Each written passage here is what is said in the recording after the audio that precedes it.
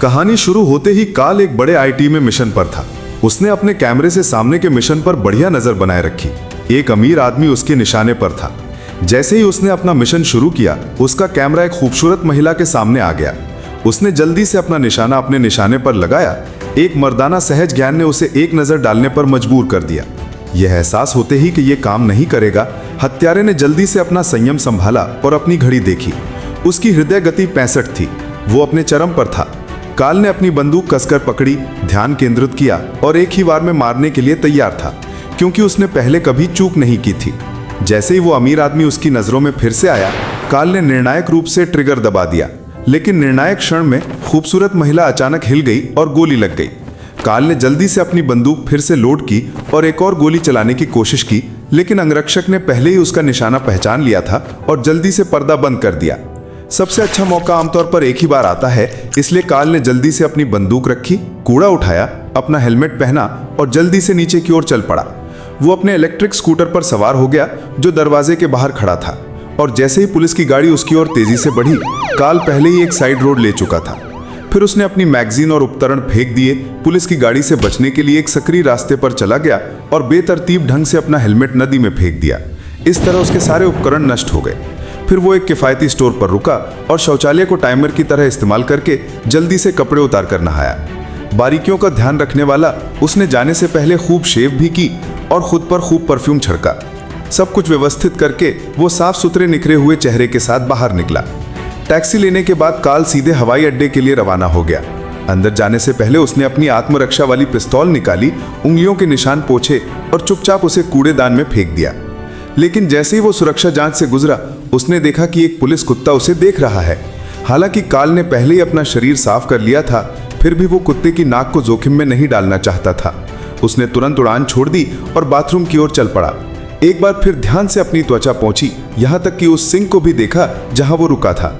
बारीकियां मायने रखती थीं और काल ने उन्हें कभी नजरअंदाज नहीं किया। फिर उसने एक और उड़ान बुक की, लेकिन जैसे ही वो विमान में चढ़ने वाला था, उसके बॉस का फोन आ गया।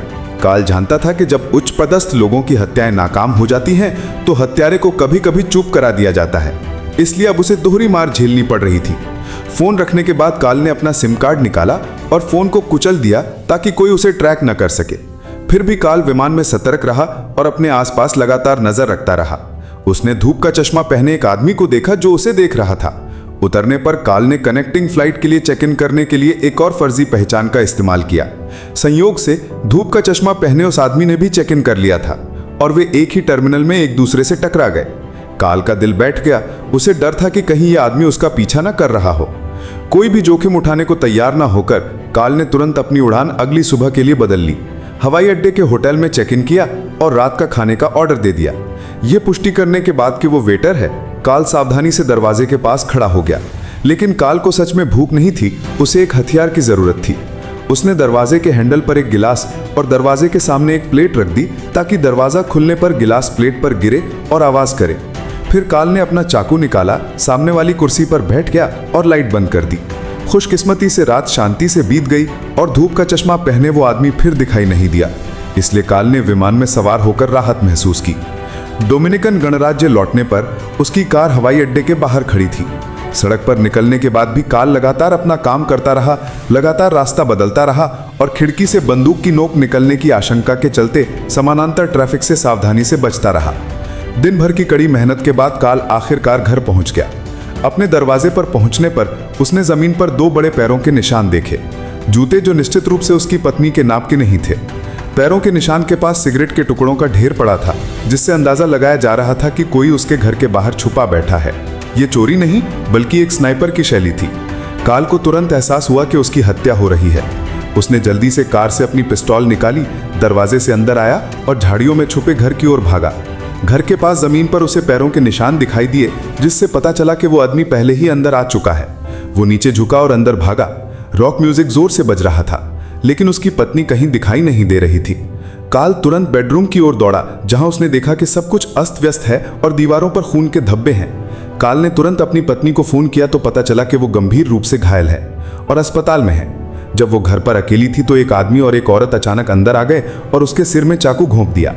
उसके जीजाजी ने काल को बताया कि वे दोनों आदमी बहुत बेरहम थे और उसकी बहन की आसन्न मृत्यु को देखकर एक हरे रंग की टैक्सी में भाग गए थे। काल ने तुरंत अपनी पत्नी को एक निजी अस्पताल में भर्ती कराया और घर लौटकर खुदाई शुरू कर दी। एक कुशल हत्यारे होने के नाते उसके पास घर में आपातकालीन उपकरणों का भंडार था। उसकी पत्नी को इस बात की बिल्कुल भी जानकारी नहीं थी। जरूरी हथियार हासिल करने के बाद काल पर्यटकों के कपड़े पहने हरे रंग की टैक्सी ढूंढते हुए सड़कों पर निकला। उसे ढूंढने के बाद काल कार से बाहर नहीं निकला, बल्कि चुपचाप उस कंपनी का नाम लिख लिया जिसकी वो टैक्सी थी।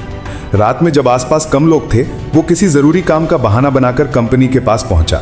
वो पीछे हटा, अपने मोजे पहने और पिस्तौल तान दी। मैनेजर ने दरवाजा खोला और उसे गोली मार दी गई। फिर काल मैनेजमेंट ऑफिस गया और टैक्सी के सारे रिकॉर्ड देखे। उसे एक गाड़ी मिली जो 2 दिन पहले उसके घर के पास खड़ी थी। खोज पृष्ठ से बाहर निकलने के बाद काल ने गाड़ी की जानकारी का इस्तेमाल करके उसके मालिक की पहचान की, एक घुंघराले बालों वाला लड़का। काल ने सारी जरूरी जानकारी हासिल कर ली थी, लेकिन अपना असली मकसद छिपाने के लिए उसने जानबूझकर मैनेजमेंट ऑफिस में गड़बड़ी की और कुछ नकदी इधर उधर बिखेर दी ताकि चोरी का आभास हो। फिर वो चला गया। अगली सुबह काल गैराज के दरवाजे के बाहर इंतजार कर रहा था जब उसने कर्ली को एक हरी टैक्सी में जाते देखा। वो तुरंत उसके पीछे चल पड़ा। थोड़ी दूर जाने के बाद वो कार से उतरा और ग्राहक होने का नाटक करके कर्ली की कार में बैठ गया और उसे एक पता दे दिया। कर्ली ध्यान से गाड़ी चला रहा था, तभी काल ने बंदूक निकाल ली, जिससे कर्ली का दिमाग चक्कर खा गया। कर्ली ने जल्दी से अपना बटुआ आगे बढ़ाया, लेकिन काल ने कोई दिलचस्पी नहीं दिखाई। उसने उन मेहमानों का जिक्र किया जो 2 दिन पहले उसके घर आने के लिए कार किराए पर लाए थे। कर्ली उन्हें अभी भी याद थे, एक पुरुष और एक महिला। पुरुष हट्टा कट्टा और महिला चेहरे पर लगे स्टिकर जितनी पतली। निजी विमान से उतरने के बाद उन्होंने जंगल में गहरे एक प्राइवेट आवास के लिए कार किराए पर ली। 1 घंटे बाद वहां से निकलकर हवाई अड्डे की ओर दौड़ पड़े। कर्ली ने आगे कोई प्रश्न नहीं पूछा, तो उसे पता नहीं था कि अंदर जाके उन्होंने क्या किया। हालांकि कर्ली ने सब कुछ कबूल कर लिया, लेकिन जितना वो कहता गया उतनी जल्दी उसकी मृत्यु हो गई। काल को नहीं पता था कि वो दोनों आदमी कौन थे, लेकिन उसके बॉस को जरूर पता था, क्योंकि अपने उद्योग में वही अकेला था जो उसके घर का पता जानता था। फिर काल ने एक नकली पहचान के साथ पंजीकरण कराया और न्यू ऑरलियंस पहुंच गया। वहां 6 गोदाम थे जो बारूद और हथियारों से भरे हुए थे। 1 पिस्तौल, 2 राउंड गोला बारूद और एक नया पासपोर्ट हासिल करने के बाद काल ने ढेर से एक लाइसेंस प्लेट ढूंढी और उसे अपनी कार में लगा दी। अब असली बंदूक और गोला बारूद के अलावा उसके बारे में सब कुछ नकली था। खुली गोलीबारी। बॉस एक कड़ी सुरक्षा वाली अपार्टमेंट बिल्डिंग में रहता था। अंदर जाने के लिए ब्लॉक के जरिए चेहरे की पहचान जरूरी थी। काल के पास सफाई कर्मी का वेश धारण करके बाहर इंतजार करने के अलावा कोई चारा नहीं था, ताकि चुपके से अंदर घुसने का मौका मिल सके। जल्द ही एक डिलीवरी ड्राइवर ने दरवाजा खोला और काल ने जल्दी से अपना तैयार किया हुआ कूड़ेदान निकाला और उसके पीछे दौड़ पड़ा। डिलीवरी ड्राइवर 4थी मंजिल पर लिफ्ट से उतरा और काल उसके पीछे पीछे बाहर गया, क्योंकि बॉस वहीं रहता था, एक सिंगल फैमिली अपार्टमेंट में। जैसे ही डिलीवरी ड्राइवर ने चारों दरवाजे खोले, काल चुपचाप गिनने लगा। 70 की उम्र में चारों दरवाजे बंद हो गए, इसलिए इस दरवाजे से अंदर जाने के लिए उसे इसे 7 सेकंड के अंदर खुलते हुए देखना था।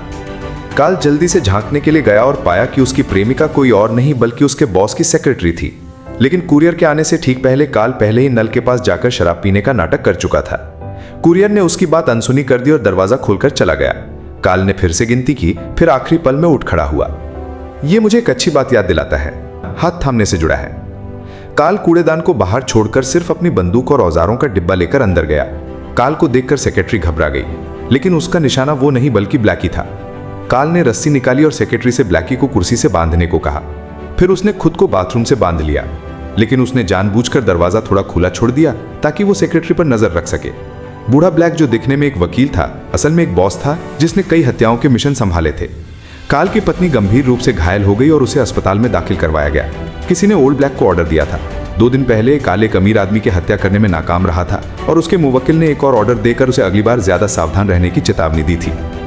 काल जानना चाहता था कि वो मुवक्किल कौन था, लेकिन अपने अनुबंध पर अटल ओल्ड ब्लैक ने विवरण बताने से इनकार कर दिया। बिना कोई शब्द कहे काल ने अपनी एयर राइफल खोली और ओल्ड ब्लैक के कंप्यूटर और फोन पर कीलें दागनी शुरू कर दी।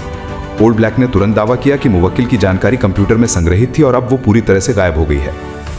कुछ भी ना मानते हुए काल ने तुरंत ओल्ड ब्लैक की एयर राइफल खोली और उसके सीने में 3 कीलें ठोक दी। अगर 6 मिनट के अंदर कीलें नहीं निकाली गई तो वो दम घुटने से मर जाएगा। ओल्ड ब्लैक जिद पर अड़ा रहा कि वो अपने मुवक्किल को धोखा देने से बेहतर मरना पसंद करेगा, लेकिन सिर्फ 3 मिनट बाद ओल्ड ब्लैक दर्द से करहा उठा। काल ने जल्दी से एक अखबार निकाला और उसे सावधानी से ओल्ड ब्लैक के नीचे रख दिया ताकि खून जमीन पर न गिरे। अप्रत्याशित रूप से ब्लैकी जो चुपके से धूम्रपान कर रही थी 6 मिनट से ज्यादा नहीं जी पाई और अचानक उसे दिल का दौरा पड़ा और उसकी मृत्यु हो गई। काल बेफिक्र बाहर से कूड़ेदान लाया और ब्लैकी को अंदर लगकर माहौल साफ किया।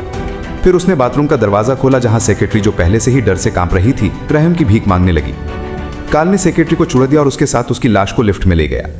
लेकिन तभी 2 लोग और अंदर आ गए। सेक्रेटरी ने मदद के लिए पुकारने की हिम्मत नहीं की, क्योंकि वो जानती थी कि काल का निर्दयी स्वभाव और जरा सी भी हरकत उसे मार डालेगी। सेक्रेटरी काल को अपने घर वापस ले गई और उसे पकड़ने का मिशन का आदेश मिला। आदेश के पीछे 2 फोन नंबर थे। एक खाताधारक ब्याव और मियांकियन था, जो उसे ढूंढ रहे थे, जबकि दूसरे में क्लाइंट एडवर्ड की जानकारी थी। काल को एहसास हुआ कि वो क्या चाहता है। उसने सोचा कि वो उसे जाने देगा, लेकिन जैसे ही वो सीढ़ियां उतर रहे थे, काल ने एक तेज वार किया, जिससे सेक्रेटरी की गर्दन टूट गई। मौत गिरने जैसी लग रही थी। काल फिर ब्लैकी के शव को अपने गोदाम में ले गया और उसे सुरक्षित रख दिया। 140 पाउंड के ओल्ड ब्लैक को 10 लीटर सिरके के बैरल में रखा गया और अंत में समुद्र में वापस फेंक दिया गया। काल ने अपनी कार को अच्छी तरह साफ किया, लाइसेंस प्लेट बदली और भाई ब्याव की तलाश में निकल पड़ा। वो शिकार बनने से ज्यादा शिकारी बनने के लिए उपयुक्त था। अपने गंतव्य पर पहुंचकर काल ने एक झूठी पहचान के साथ एक कार ली हाई और इलाके का पता लगाने भाई ब्याव के घर गया। भाई ब्याव के पास एक बड़ा वुल्फाउंड देखकर उसने स्टेक, नींद की गोलियां और माल्ट लेकर खरीदा। कुछ शाम काल भाई ब्याव के घर पहुंचा। कुत्ते ने तुरंत ध्यान दिया और निष्क्रिय हो गया। हालांकि जब काल ने उसे माल्ट लेकर और नींद की गोलियों में भिगोया हुआ स्टेक दिया, तो कुत्ते ने उसे अनदेखा कर दिया। फिर काल गरिमापूर्ण भाव से मुख्य द्वार से अंदर गया। ये देखकर कुत्ता सो गया तो काल को राहत मिली। हालांकि कमरे में दाखिल होते ही ब्याव ने अचानक हमला किया। काल को अचानक से पकड़ लिया और उसकी बेरहमी से पिटाई कर दी। ब्याव की मांसपेशियां अच्छी तरह विकसित थीं, एक सच्चे प्रोफेशनल की तरह। अगर काल लगातार जोर लगाता तो नाकामी तय थी, इसलिए उसने खिड़की से एक हुक पकड़ा और उसे ब्याव की मांसपेशियों में घुसा दिया। अप्रत्याशित रूप से ब्याव भी एक हट्टा कट्टा आदमी था और दर्द के बावजूद उसने अपनी बंदूक उठा ली। गोलियों की बौछार सहन नहीं कर सकता था, तो काल जल्दी से उस कमरे में वापस भागा जहां वो था और बिस्तर के नीचे बंदूक मिली। दूसरा आदमी संयोग से दरवाजे तक पहुंच गया, लेकिन काल ने अगले ही पल ब्याव को मार डाला। हालांकि गोली की आवाज से कुत्ता भी जाग गया, जो अभी भी सपना देख रहा था।